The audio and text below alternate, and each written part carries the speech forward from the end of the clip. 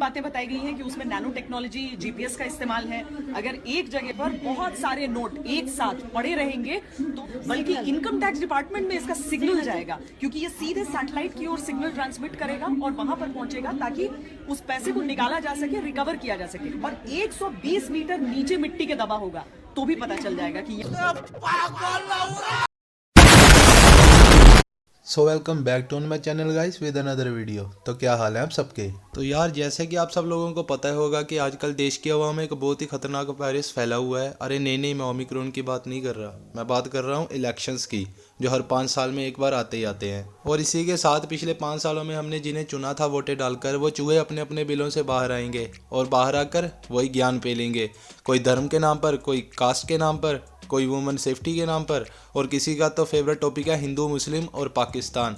मुझे ये बात समझ में नहीं आती कि इलेक्शन हमारे देश में होते हैं तो पाकिस्तान बीच में कहाँ से आ जाता है। खैर छोड़ो, इन सब बातों पे नहीं जाते, वरना अंधभक्त बोलेंगे देशद्रोही है साला। वैसे भी अंधभक्त अपना दिल थाम के बैठे और गुस्से पे काबू रखें अगर ये वीडियो देख रहे हो तो, क्योंकि यार ये वीडियो आपके पिछवाड़े में आग लगाने के लिए काफ़ी है। और आप वीडियो देखते समय गुस्सा आ रहा है तो कृपया अपनी टट्टी कमेंट सेक्शन में कर दीजिए, धन्यवाद। क्योंकि आज हम बात करने जा रहे हैं the greatest prime minister ever, अंधभक्तों के हिसाब से श्री नरेंद्र मोदी जी के ऊपर।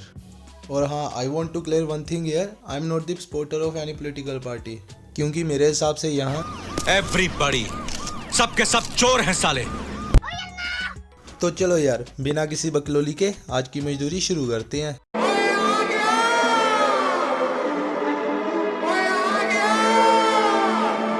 तो जैसे कि आप सब लोगों को याद ही होगा कि 5 जनवरी 2022 बर्बादी जनता की पार्टी यानी कि बीजेपी की पंजाब रैली थी, और रैली पे आए बिना ही हमारे देश के प्रधानमंत्री वापस चले गए क्योंकि उनकी जान को खतरा था।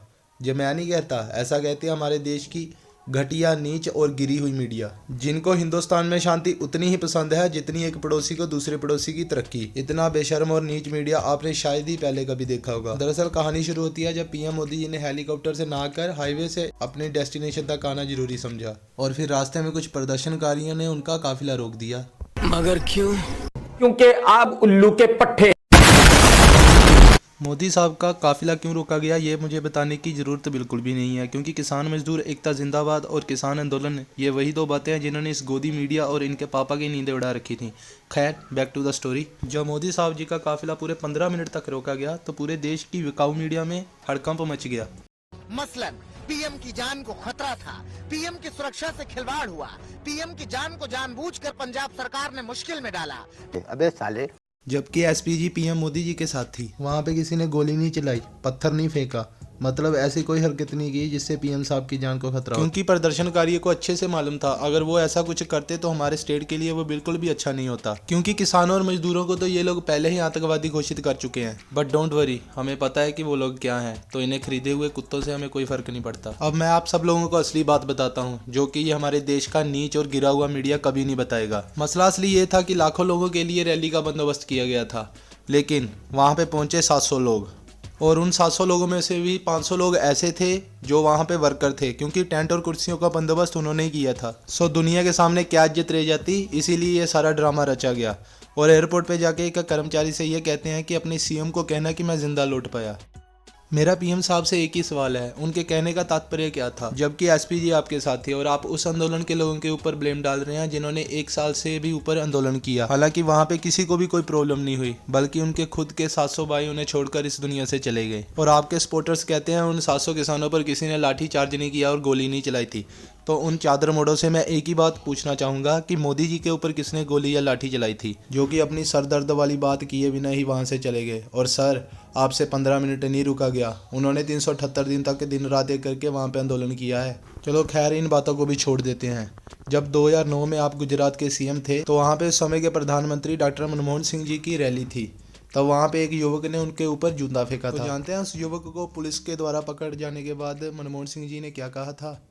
Not to file case. और ये सब कह के उन्होंने अपनी स्पीच को जारी रखा था, पर तब उन्होंने तो ये नहीं कहा था कि अपने सीएम को जाके कहना कि मैं जिंदा लौट पाया। पर नहीं, ये हमारे देश का मीडिया हमें कभी नहीं बताएगा। So back to the story. जब ये सब घटित हुआ तो पंजाब के सीएम चन्नी जी का एक इंटरव्यू आया। सबसे पहले ये आप क्लिप देखिए। ਤੁਸੀਂ ਇਹਨੇ ਜ਼ਿੰਮੇਵਾਰੀ ਪੋਸਟ ਤੇ ਬੰਦੇ ਹੋ, ਤੁਹਾਡੇ ਨੇੜੇ ਬੰਦਾ ਨਹੀਂ ਕੋਈ ਆਇਆ, कोई नारा नहीं बजया, कोई डड़ा नहीं बज रहा, कोई झरीट नहीं आई, कोई गोली नहीं चली। केड़ी गल दी जान बचा के आ गए तुसी जी। इस इंटरव्यू को सुनने के बाद बीजेपी के एक मंत्री ने या फिर दिमागी तौर पर बीमार इस आदमी ने, जिसका नाम संबित पात्रा है, उसने ये ट्वीट किया, देश के प्रधानमंत्री के प्रति एक राज्य के मुख्यमंत्री की ये भाषा, कौन से अहंकार और गुरूर में डूब गए हैं ये लोग। पीएम के लिए तू तड़ाक गोली बंदूक पत्थर की ये भाषा। प्रधानमंत्री के प्रति ये वही नफरत भरी भाषा और मानसिकता है जिसको गांधी परिवार ने पाला पोषा हुआ है। शर्मनाक। तो इस ट्वीट को पढ़ने के बाद हमारे देश के विकाऊ मीडिया ने अपने अपने चैनलों पर जो हगना शुरू किया है ना भाई साहब, उसमें से एक क्लिप तो आप देख ही लीजिए। प्रधानमंत्री नरेंद्र मोदी की सुरक्षा में सेंध के मामले को लेकर पंजाब के सीएम चरणजीत सिंह चन्नी ने संवैधानिक मर्यादा है वो भी पार कर दी है। पीएम पर निशाना साधने के चक्कर में चन्नी तू तड़ाक जैसे शब्दों पर उतर आए। तो देख रहे हैं आप लोग, ये सारी हूतियापंती हमारे देश के नंबर 1 न्यूज़ चैनल आज तक पे हो रही है। इनकी ज्ञान की बढ़ोतरी के लिए मैं इन्हें बता दूं कि जो शब्द सीएम चन्नी जी ने यूज़ किए हैं वो हमारे पंजाब की संस्कृति में अपने से बड़ों के लिए आदर स्वरूप यूज़ किए जाते हैं। चलो तुम गधों को मैं ही समझाता हूँ। तुसी का मतलब आप, तवाडी का मतलब आपकी, तवानू या तेनू का मतलब आपको। लेकिन हमारे देश का मीडिया इतना नीच है, अगर बीजेपी के लीडर ने कुछ बोल दिया तो इनके लिए वो पत्थर पे लकीर है, फिर चाहे वो गलत ही क्यों ना हो। अगर मैं अपने देश के मीडिया के ऊपर वीडियोस बनाने लग गया ना तो हजारों लाखों वीडियो बन जाएंगी। पेट्रोल जो 65 का था वो रात दिन मेहनत करके ये 100 रुपीज़ तक ले गए और डॉलर 60 रुपये तक पहुंचा था, लेकिन मोदी जी ने 18 घंटे मेहनत करके उसे 80 तक पहुंचा दिया।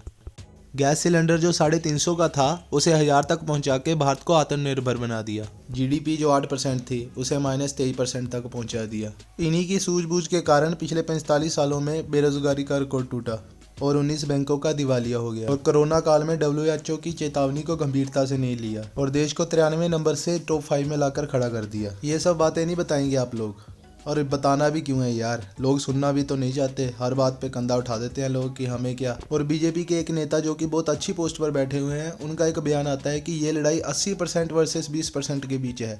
आप समझ रहे हो ना, 80% और 20% क्या है।